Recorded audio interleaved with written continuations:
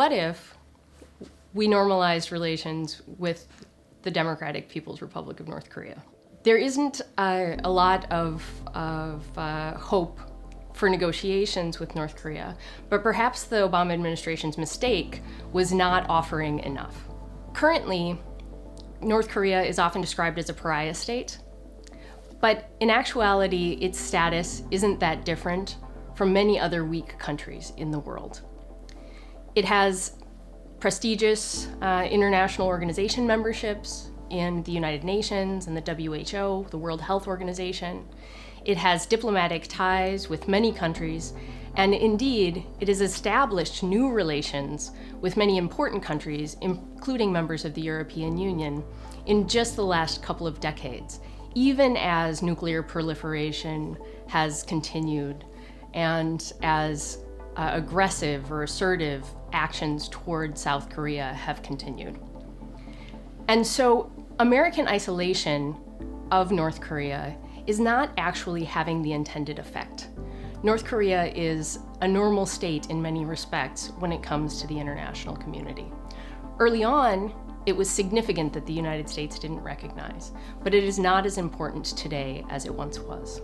Engagement is low cost, therefore, and it offers some potential unanticipated benefits. Non-engagement in other civil wars that are frozen conflicts, like the Korean War, have found that isolation has generated problems, and particularly problems of illicit trade.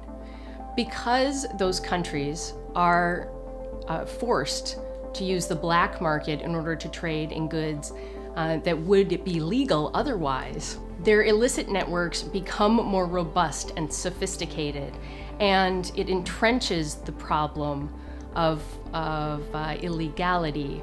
It makes it more sophisticated rather than breaking the regime through sanctions. Next, it would provide crucial information about North Korea's intentions.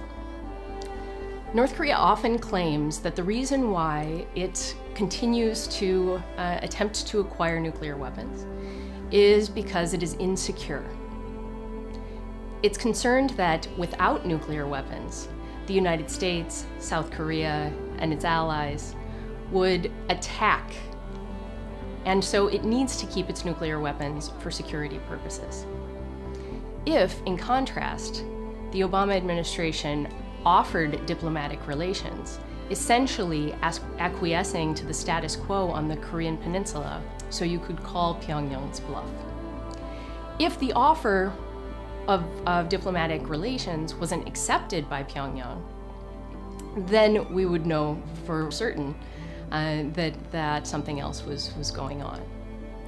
If the offer was accepted, then we could open an embassy in Pyongyang and potentially gain much better knowledge through information than we have up to this point. If we opened an embassy in Pyongyang, then we would have much better information about what's happening in Pyongyang because we would be interacting with North Koreans on a variety of different issues. Given the climate in Washington, this may seem far-fetched, but even the offer of diplomatic relations and more stable relations between the United States and North Korea might offer upsides that we haven't considered. Normalizing relations isn't rewarding past behavior. Instead, it's the cost of stabilizing the relationship.